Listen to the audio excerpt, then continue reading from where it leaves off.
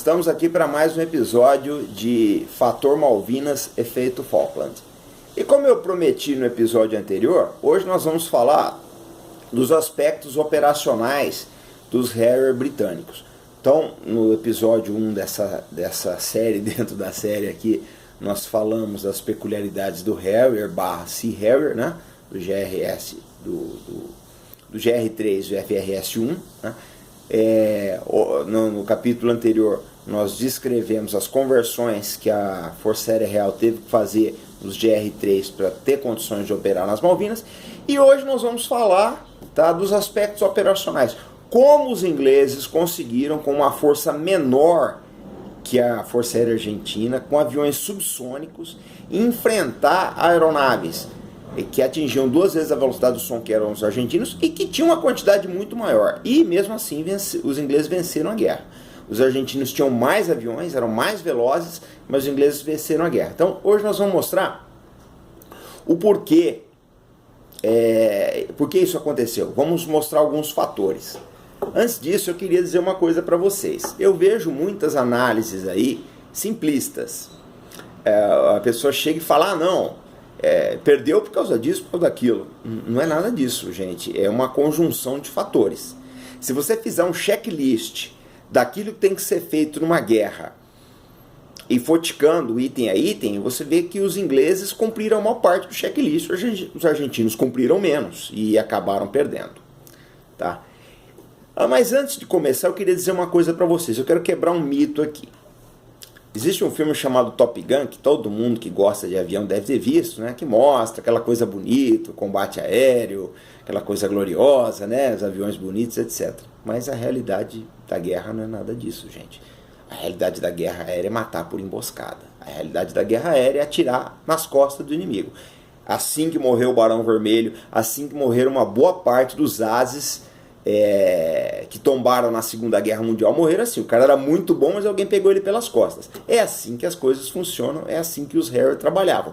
Procuravam pegar os Mirage no ponto mais fraco. Então vamos lá, vamos colocar o seguinte. Um dos primeiros enfrentamentos que aconteceram na guerra, haviam 2 aviões Mirage argentino voando lado a lado, um do lado do outro, quase colado, quase asa com asa. Quando os Harrier ingleses viram essa formação, eles não acreditaram, porque a formação deles era diferente, era quase mais de 1 quilômetro de separação para um poder vigiar o outro. Existe uma vigilância mútua, cada piloto cobre o ângulo cego dos outros.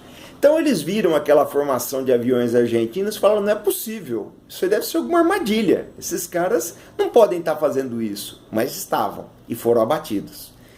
Então, o que acontece? Essa já é uma das primeiras coisas que a gente começa a ver. Os argentinos não tinham, ou se tinham, não fizeram domínio das formações de combate, do trabalho em equipe de aviação.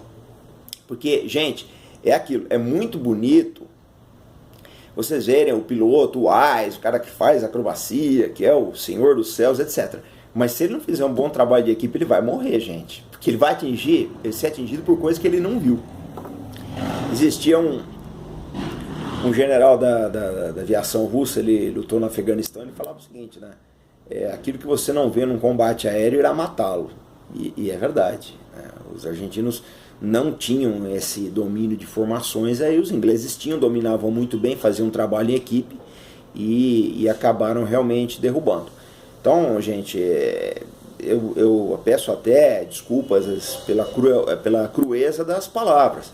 Mas o fato é que a guerra aérea não é um show da Esquadrilha da Fumaça que se vê no domingo com a família. É uma coisa cruel mesmo, uma coisa trágica. Se atira pelas costas, se arrebenta com o avião do outro pelas costas, aí e a vida segue. É assim que as coisas funcionam. Não é um negócio bonito, não existe cavalheirismo, nada disso. É você tirar o oponente do ar, porque você não tirar ele, ele vai tirar você.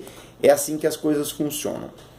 Bom, além da boa performance de trabalho em equipe dos britânicos, uma coisa que tem que ser levada em consideração é o seguinte: o trabalho de manutenção dessas aeronaves foi muito bem feito. Eles teriam atingido 95% de prontificação. Isso é um índice, uma estatística fora de série, né?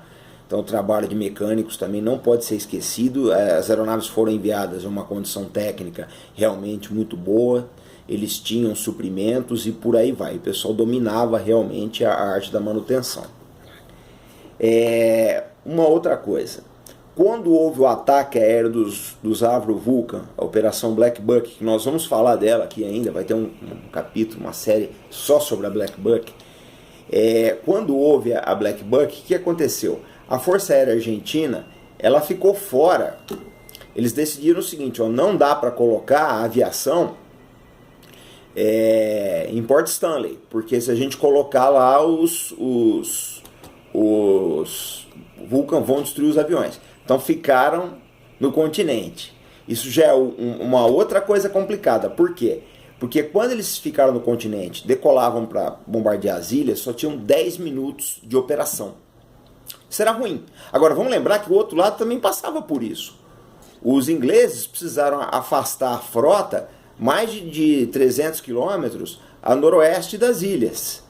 Nordeste, perdão. Então eles também tinham só 10 minutos. Até a construção da pista em São Carlos, que foi mais ou menos quase para o final da guerra, eles só tinham 10 minutos. Depois passaram a ter 40, né, com essa construção dessa pista improvisada para os Harrier, e aí virou mamão com açúcar. Mas a mesma dificuldade que os argentinos tinham, isso tem que ser lembrado, porque tem gente que acha que só os argentinos tinham essa dificuldade.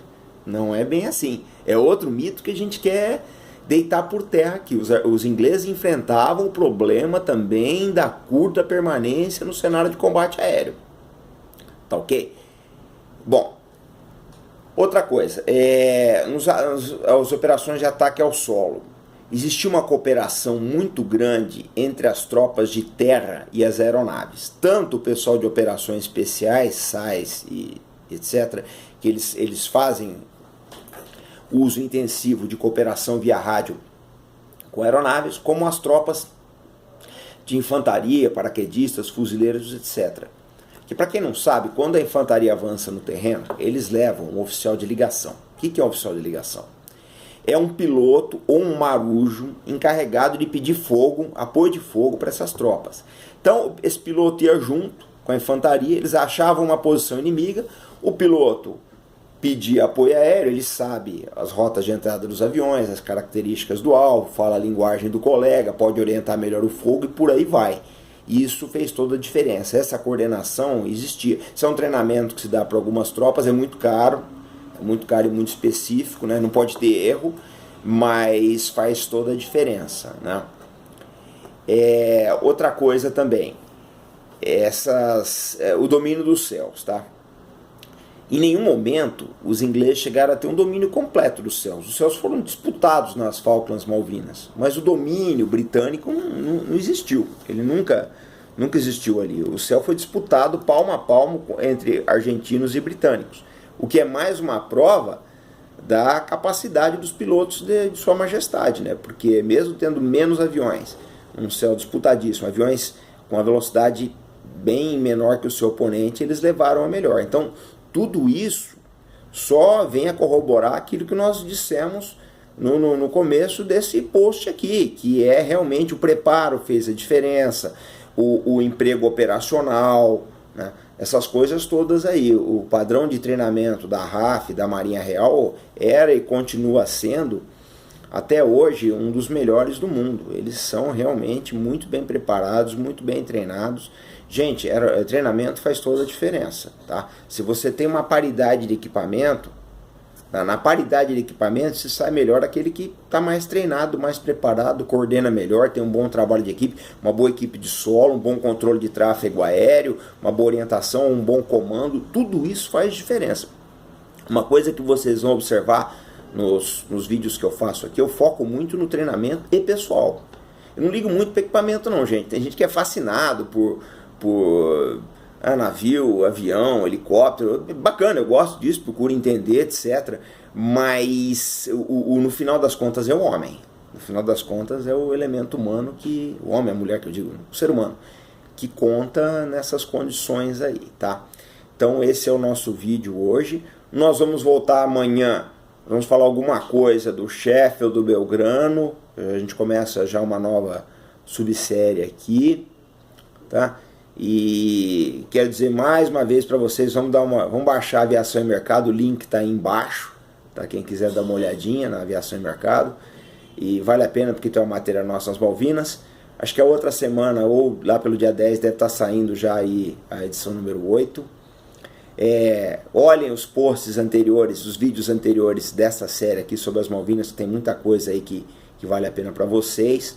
Vamos continuar seguindo a gente no Facebook, no Instagram, no LinkedIn. E, gente, vamos assinar o canal, tá? É importante pra gente aqui, pra gente continuar nosso trabalho. Não custa nada para vocês, mas pra gente é muito importante.